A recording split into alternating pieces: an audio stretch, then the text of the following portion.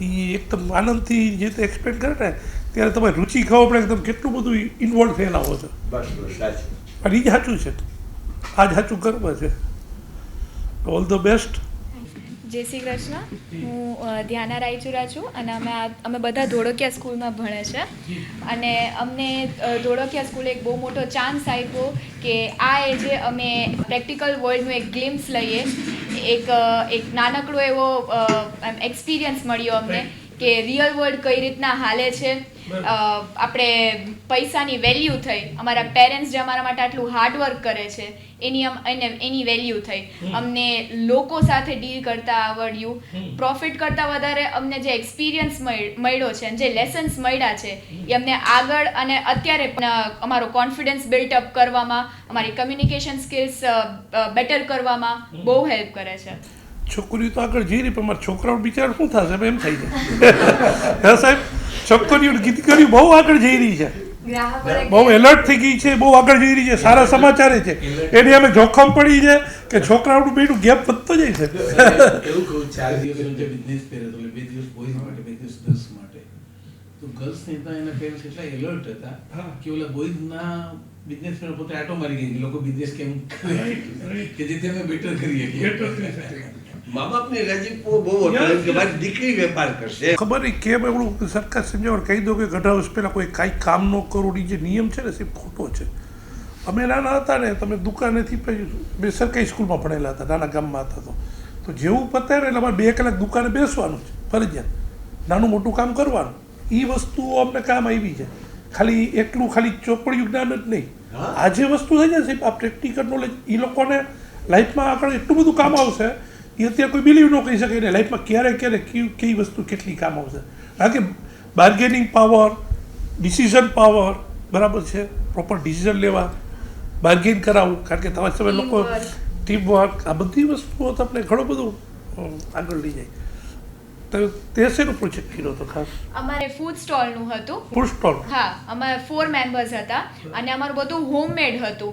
Homemade રાખવાનું. Food સ્ટોલમાં શું item રાખી મને કેવું હતું? મને કીધું તો આવો તારો ફૂડ ટેસ્ટ કરવા.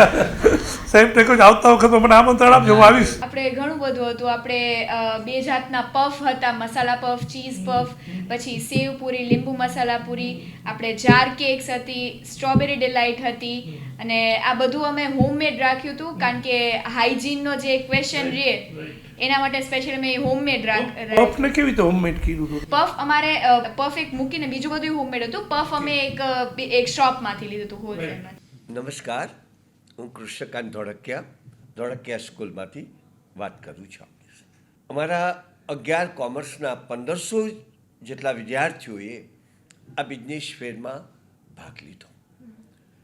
એ લોકોએ 4-4, 5-5નું એક ગ્રુપ બનાવ્યું અને એવા 400 સ્ટોલ વેચાણ માટે તેઓએ એમને શું વસ્તુ વેચવી, ક્યાંથી લેવી, કયા ભાવે લેવી અને કયા ભાવે વેચવી એ બધું જ એ બાળકોએ પોતે જ સ્વયં નક્કી કર્યું.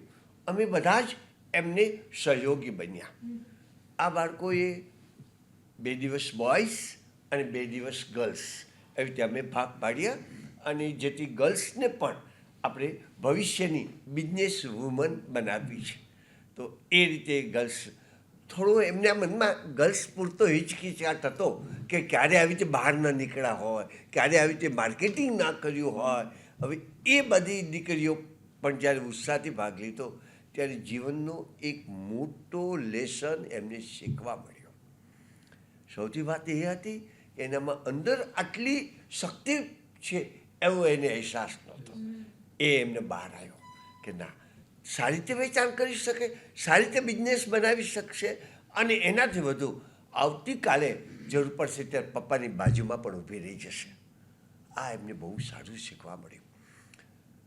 પોતે જ્યારે 2 દિવસ સુધી દી રાત મહેનત કરી, માર્કેટ ફરી અને પોતાનું પ્રોડક્ટ વેચવા માટે, એટલે ત્યારે એને નાણાંનું મૂલ્ય સમજાણું કે મારા પપ્પા કેવી રીતે પૈસા લાવે છે અને હું કેવી રીતે એમનો ઉપયોગ કરી રહી છું.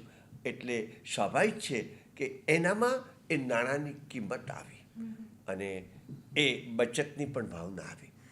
આ બાળકોએ જે વેચાણ કર્યો, જે નફો મેળવો, એ નફો સાચવવા માટે અમે એમને એક કવર પણ ભેટ આપ્યું.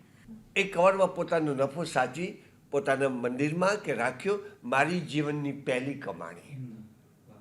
આ કાયમ માટે યાદ આવશે કે હું જ્યારે સ્કૂલિંગમાં હતી હું આ રૂપિયા કમાણી હતી.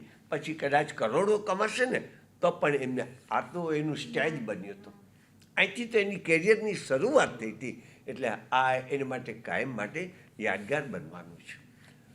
આ બિઝનેસ ફેર બાળકોને ખૂબ સરસ રીતે ધ્યાન, અમારા બધા જ પ્રિન્સિપાલો, અમારા ટીચર સ્ટાફ, એ બધા જ બાળકોને વેપારી બનાવવા માટે, એને પ્રેક્ટિકલ નોલેજ મળે એ માટેના ખૂબ પ્રયત્ન કર્યા, દી રાતે કર્યા. 1 મહિના પહેલાં એમની બધી તૈયારીઓ કરી. ત્યાં પણ એટલી વ્યવસ્થાના ભાગરૂપે અમે પણ સરસ રીતે આયોજન કર્યું. દીકરીઓ જ્યારે વેપાર કરે ત્યારે એમને કોઈ પણ મુશ્કેલી ન પડે એટલે અમે એ દિવસોમાં એક રાખ્યું હતું બાઉન્ડિંગ, કે કોઈ પણ આવવું હોય તો પોતાના મમ્મી પપ્પા સાથે આવે, એટલે ગમે તે વ્યક્તિ અંદર આવે એવું ના બને, જેથી દીકરી સ્વતંત્ર રીતે મુક્ત મને એ પોતાનો વેપાર કરી શકે, એનો સંકોચ. એટલે આ બિઝનેસ ફેરની જે સફળતા અમને મળી એનાથી ઇન્ટરનેશનલ બુક ઓફ રેકોર્ડમાં સ્થાન મળ્યું. મને કહેતા આનંદ થાય, ખાલી ગુજરાત નહીં, ઇન્ડિયાની એકમાત્ર સ્કૂલ છે કે જે આ રેકોર્ડમાં સ્થાન પામી છે. અને એના ધન્યવાદના અધિકારી અમારી દીકરીઓ કે દીકરાઓની સાથે, અમારા વિદ્યાર્થીની સાથે એના માતા પિતા પણ, કે જેને આ સહયોગ આપ્યો, જેને એને અનુમતિ આપી, અને જેઓ એની સાથે પણ મારો દીકરો વેપારી બને એ ભાવથી જોડાયા. એ અમારા ટીચર્સ, અમારા પ્રિન્સિપાલ્સ, અમારો ટોટલી સ્ટાફ, એ બધો આ ધન્યવાદનો અધિકારી બન્યા છે. ચોક્કસ અમે એક એક સ્ટેપ ચડતા જાય છે. જે સરે વાત કરી 2023માં અમે ઇન્ડિયા બુક ઓફમાં, 2024માં એશિયા બુકમાં, હવે 26માં અમે ઇન્ટરનેશનલમાં આવ્યા, હવે અમે લિમ્કામાં આવશું અને ગ્રીન્સ બુકમાં આવશું. અમારા બધા બાળકો એને માટે હવે તૈયાર થઈ રહ્યા છે. જય શ્રી કૃષ્ણ. હું ધ્યાના રાયચુરા જિગ્નેશભાઈ છું અને હું ધોળકિયા સ્કૂલમાં ભણું છું, 11th કોમર્સ ઇંગ્લિશ મીડિયમ. અને હું બહુ પ્રાઉડ ફીલ કરું છું કે મને મારા પેરેન્ટ્સે આ સ્કૂલમાં એડમિશન દેવડાવ્યું, જેની કારણે મને આ ઉંમરે આટલું મોટું પ્લેટફોર્મ મળ્યું કે મને જે હું બધું ક્લાસરૂમમાં શીખું છું, બધી થિયરીઝ શીખું છું, એ મને પ્રેક્ટિકલી ઇમ્પ્લિમેન્ટ કરવા મળી. અને એની સાથે સાથે મને એ પણ શીખવા મળ્યું કે હાર્ડવર્ક થાય, સ્માર્ટ વર્ક થાય, અને ભેગું ટીમવર્ક કઈ રીતના થાય. મને અમારા ટીચર્સ, અમારા પ્રિન્સિપલ્સ બધાએ અમને અલગથી ગાઈડન્સ આપ્યું, અમને શીખવાડ્યું કે એક બિઝનેસ કઈ રીતે કરાય, લોકો સાથે કઈ રીતના ડીલ કરાય, કમ્યુનિકેશન સ્કિલ્સ કેમ ઇમ્પ્રૂવ કરાય. એ બધાની હેલ્પથી મેં એક મારું ગ્રુપ બનાવ્યું ફૂડ સ્ટોલ માટે. આમાં આપણે ઘણા બધા સ્ટોલ્સ હતા, ટ્રેડિંગ સ્ટોલ્સ હતા, ફૂડ સ્ટોલ્સ હતા, અને તમને બધી જ વેરાયટી જોવા મળી જાય. આપણે ટ્રેડિંગ સ્ટોલ્સમાં જોવા જઈએ તો તમને કચ્છી વર્ક મળી જાય, પછી આપણે જામનગરની આટલી ફેમસ કચોરી પણ તમને મળી જાય. અમારા ગ્રુપને પર પર્સન 2500નો પ્રોફિટ મળ્યો છે. એન્ડ અમારું સેલ્સ પણ અમારી એક્સપેક્ટેશન્સ કરતાં ઘણું બધું વધારે હતું. એઝ કે અમારું ફર્સ્ટ ટાઈમ જે બધું હતું, અમારા માટે બધું બહુ નવું હતું, બધું બહુ સારું હતું. ઘણા પોઈન્ટ્સ એમ લાગ્યા કે એક્સપેક્ટેશન્સ રિગાર્ડિંગ ના ચાલ્યું, બટ અમારા માટે સૌથી વધારે ઇમ્પોર્ટન્ટ એ છે કે અમારા માટે મોટું લેસન હતું.